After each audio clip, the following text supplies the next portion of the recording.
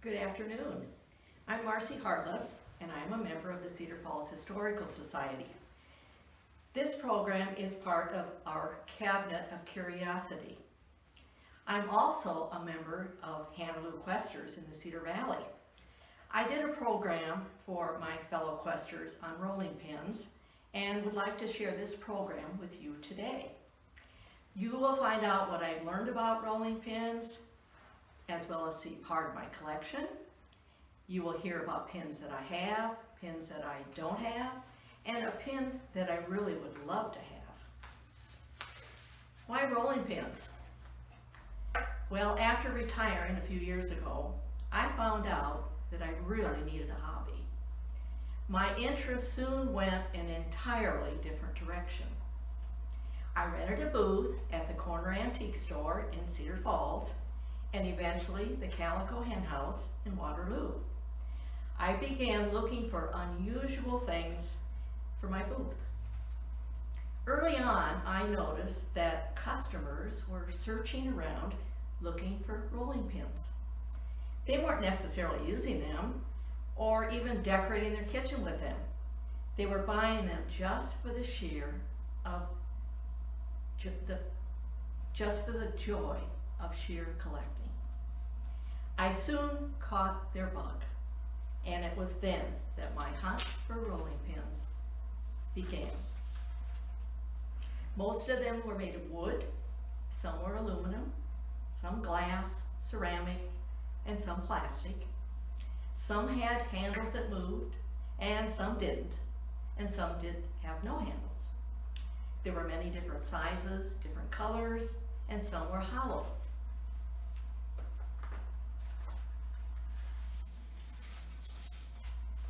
A few years ago, I inherited this rolling pin from my mother-in-law. This is from the 1940s and has been displayed in my kitchen. The green paint on the handles has worn off, but there are many stories and great memories surrounding this pin. This was from a kitchen that had 3 rambunctious boys who were always looking for cookies. Baking in the late 1940s with 3 docile little girls who were always looking for pie, my mom had this same rolling pin, only it had red handles. I remember that I couldn't wash it with the other dishes, as the wood would dry out. She would wipe it clean each time with a damp towel, and at times she would oil it. Yes, I did save that red handle rolling pin of hers, and it now decorates my daughter's kitchen in Missouri. Well, when I was a full-time mother, I had 1 big and 2 little cookie eaters at home. A Tupperware Pen that I had purchased in the 1960s was in my kitchen. The Tupperware lady probably convinced me that this was the pin for me because it was so easy to clean up, it was so lightweight, in such a pretty green color. Unbeknown to her, I didn't have a rolling pin. I never knew what to do with one. It now remains in my kitchen. It's probably hidden, but ready for the holidays when the grandkids come and they are looking for cookies. Never did I realize in my search what is so widely available and so reasonably priced. This is a hobby for those who don't need to invest in a lot of money if they choose to collect. Yet you could spend hundreds of dollars. At the turn of the century, the 20th century, advertising rolling pins were quite a novelty. Ceramic pins with printed slogans were popular. They were given away at grocery stores, variety stores, flour mills, banks. Many of these are very rare now, very collectible, and usually quite expensive. I've seen many online being sold anywhere from $50 to $800. Online I have seen advertising pins that read, "High Flight Flower, the height of perfection." Grosser's Variety Store, Cresco, Iowa. Mix with us and save dough. A pin from the Boys Cash Store in Otto, Iowa, as well as businesses from Iowa towns of Albion, Waverly, Vinton, Dallas Center, and Weldon. Many of these included the words compliments of this business. The rolling pin that I would love to have. I don't have it, obviously, but I have a picture of it. This was found online, and it is an example of one of the advertising pins given away during the 20th century. It is from the Mies Gillis store in New Haven, Iowa, and on it is written, "Boost your hometown. Trade at home, the best of everything at Mies Gillis store, New Haven, Iowa." Why is this a pin that I would love to have? Well, my grandfather, Joe Gillis, had cousins who owned this store in New Haven from 1900 to 1930. Even if I didn't have the bug for collecting, I would still purchase it. But unfortunately, it's not for sale.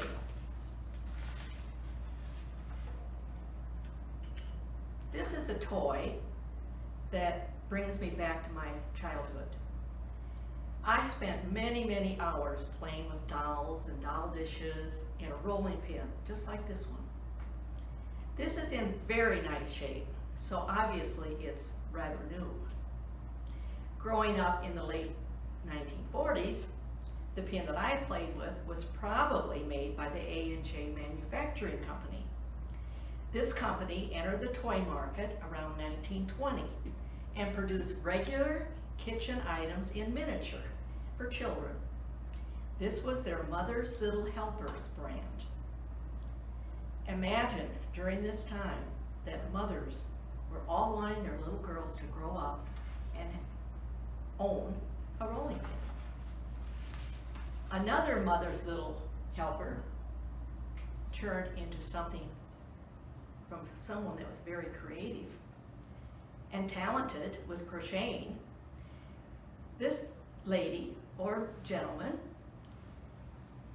found a way to decorate their kitchen from one of these Mother's Little Helpers. They added hooks and they hung it from the wall, only to have a place to put a pot holder or maybe their keys. And you can tell this is much, much older than the first toy that I showed you. Well, as children grew and they got a little older, they were ready to roll out real dough right alongside their mother. This is one that they most likely used. It is much smaller from what their mother used, as you can see. A glazed stoneware pin. Sometimes pins were marked by the company or the place that sold the product, the store. This stoneware pin has a marking and it says Silvers Brothers in Brooklyn, New York. The marking is quite small. It's found right here on the edge near the handle. And next to that marking, it says Made in Germany. This pin seems to have been knocked around a few times, so it does have a few chips, which lessens the value. A hollow pin. These are quite easy to find now. This one is plastic, and the red handles suggest that it's likely from the 1950s. Just fill it with water or ice, and it's ready to roll out the dough that you want to keep cool.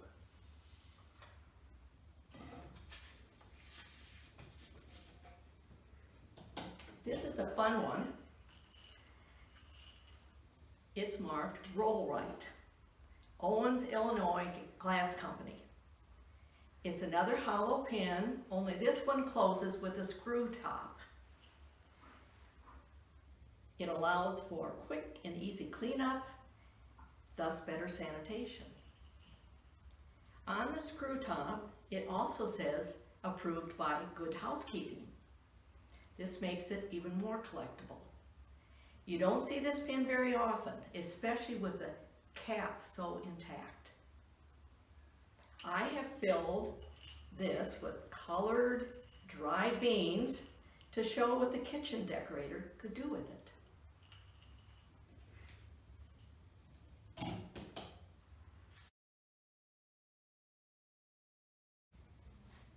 An intriguing pen is one that was made in Cambridge, Ohio by the Imperial Glass Company, and it is made of milk glass. It's lightweight and has some interesting red and wood handles.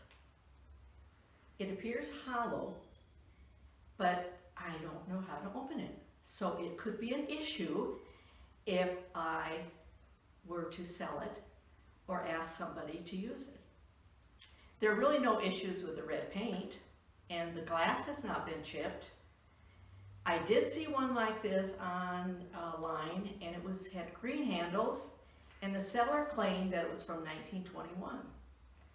Dated way back over 100 years ago, and it sold for $125. So hopefully I can get this to open. It might be worth that. A pen with a cover. This pen has a stretched cloth cover. You cover the roller and then you brush flour onto the cloth. Its purpose is to help prevent dough from sticking to the pen. I detect a plastic bushing around the rod of this rolling pin, and that means it's not vintage. There's a hole drilled in so it can hang, and that's also not typical of rolling pins. Probably the oldest pen in my collection is this one.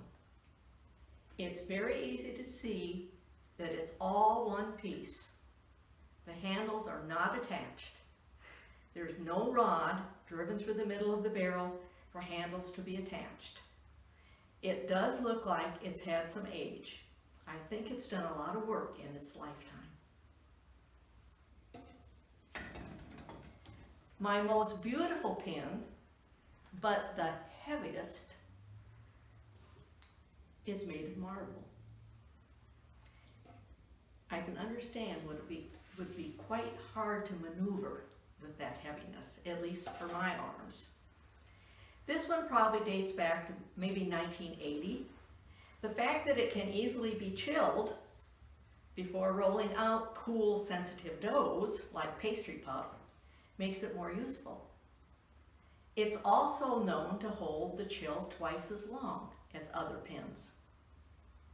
Another benefit of marble is that it requires less arm pressure, doing much of the work for you. With that much size and that much weight, it would be hard to store that in my kitchen. But I do see that they are selling cradles now that you can buy to put your marble pin in. A Springerly pin. Springerly is an embossed cookie and needs a special rolling pin. These rolling pins are carved with imprints. Some are geometric shapes, there's some animals, flowers. I've even seen a beehive design. Springerly originated in southwest Germany in the 14th century. This is a very popular tradition for many during the holidays. And then there is the Ravioli Pin. 2 layers of pasta dough with cheese stuffed between the layers. This pin will cut and seal ravioli.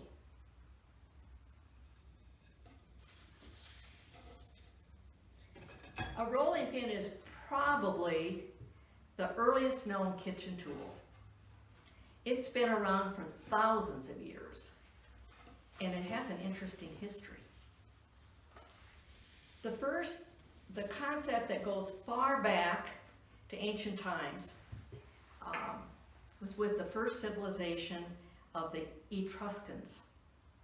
They were known to use this tool way back in the 19th century, in the 9th century BC.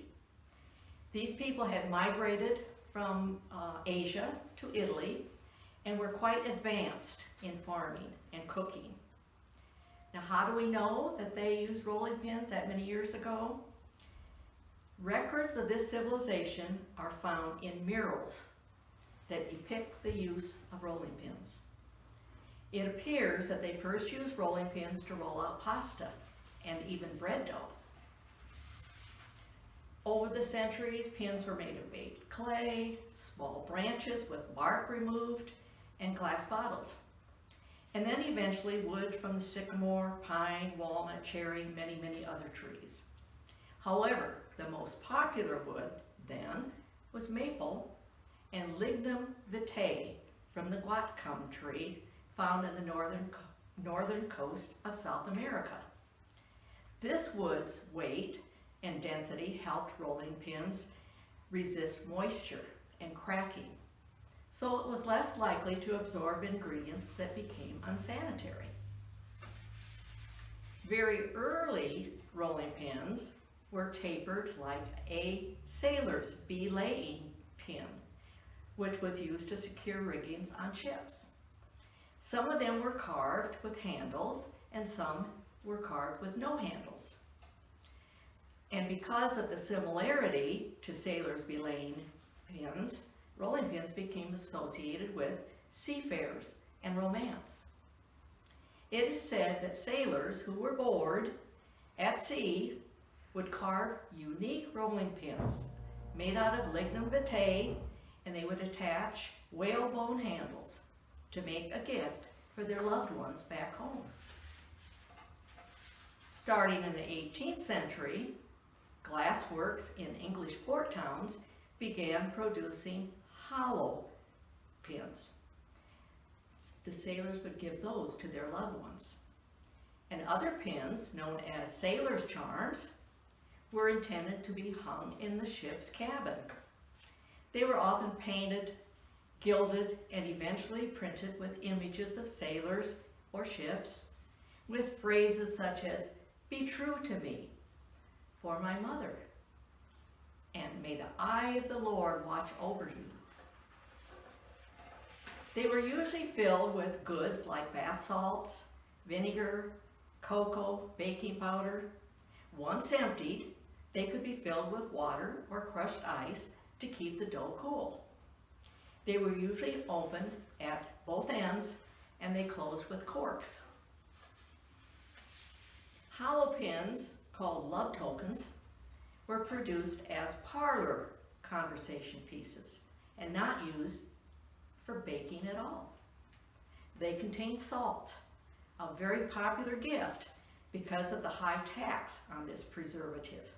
It was very expensive until around 1845. These glass pans were often hung by a fire to keep the salt dry.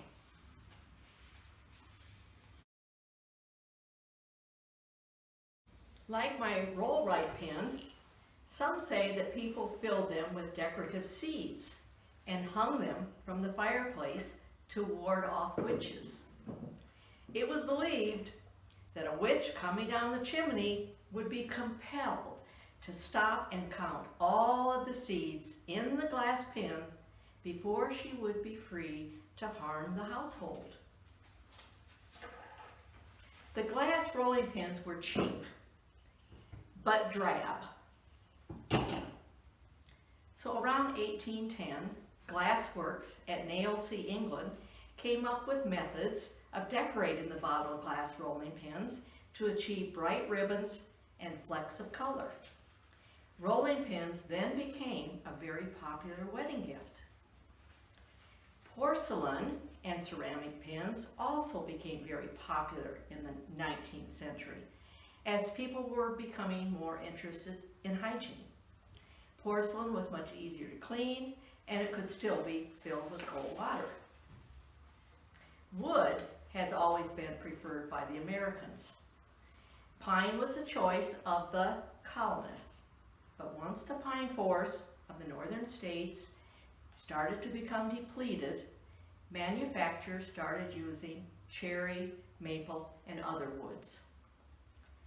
After all these centuries of use, still, the handles on these pins did not move. They were carved along the body and turned when the barrel turned. So late in the 19th century, finally the rolling pin became much easier to use. It was J.W. Reed who invented a rolling pin with handles that were connected to a central rod. This allowed one to hold the handles firm as the barrel of the pin rolled out the dough. It also prevented the baker from putting his hands on the rolling surface. Mr. Reed was just one of many African Americans who developed and patented improvements to our household tools. His invention is similar to what we find in our kitchens today. In 1881, the Simmons Hardware Company of St. Louis offered a maple rolling pin for 15 cents. And with a revolving handle, it was 20 cents. And their best glass rolling pin was 75 cents. In 1902, rolling pins were so mass-produced and so popular that the Sears catalog offered them for 6 cents. A glazed stone rolling pin with polished wooden handles was offered in the 1912 C-Strand catalog, and their ad said, "A rolling stone gathers no moss. Our new rolling pin gathers no dough." Red Wing also produced pins well into the 20th century, putting advertisements on rolling pins for stores. "Save your dough" was a common pun printed on these pins. Tin and aluminum pins became popular around this time too. And in 1912, the C-Strand catalog offered a combination tin pin and a tin pastry sheet.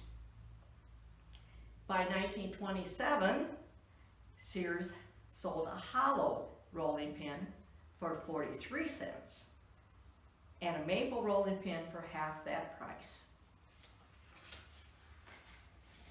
Now, if you were to start a collection, where would you look?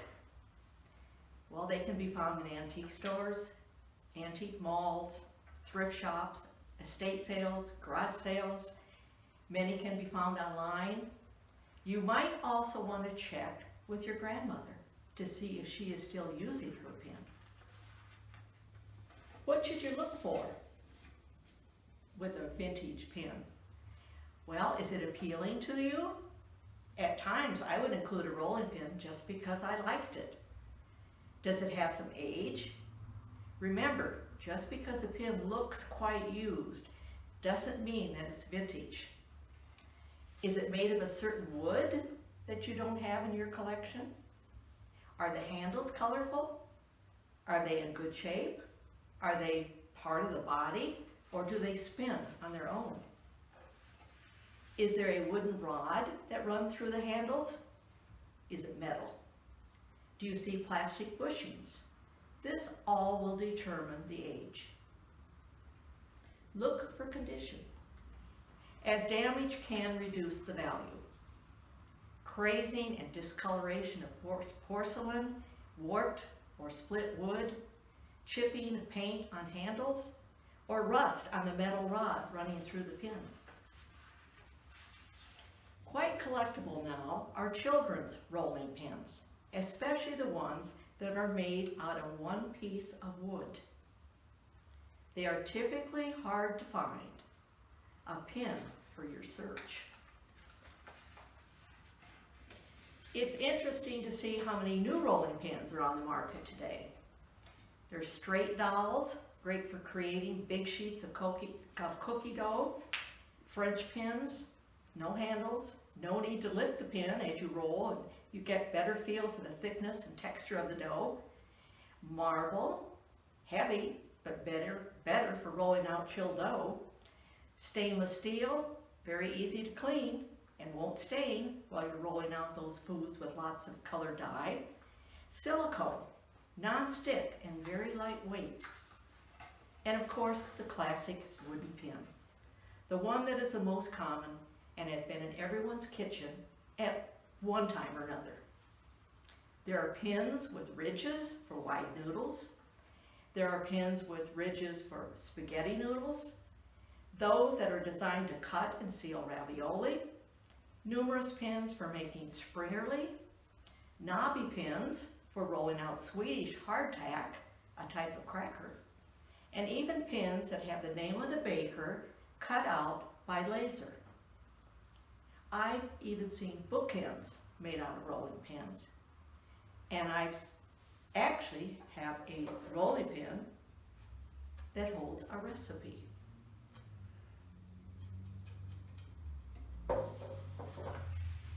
Rolling pins all seem to have a story to tell. My mother's pin is attached to many wonderful memories and stories, and only to have a picture of her holding that red-handled rolling pin. She rolled out the crust for my favorite lemon meringue pie. She made dough from scratch for my sister's favorite cheese pizza. She prepared the cookie dough that ended up in the shape of bells, stars, camels, and even churches.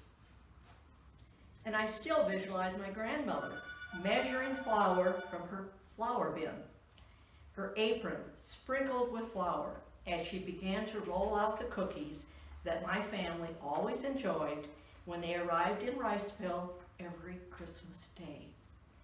I have a picture of her with her beautiful flowers and a picture of her wearing her favorite hat, but sadly, I do not have a picture of her with that rolling pin that she used with such skill and such love. I've enjoyed sharing my collection and what I have learned about rolling pins. And for you, think about the story that the rolling pin in your kitchen has to tell. And if you visit the Victorian House before June 30th, please stop by the kitchen curiosity cabinet and view more rolling pins, along with a few vintage cookie cutters and baking things. Thank you so much for joining me, and have a wonderful day.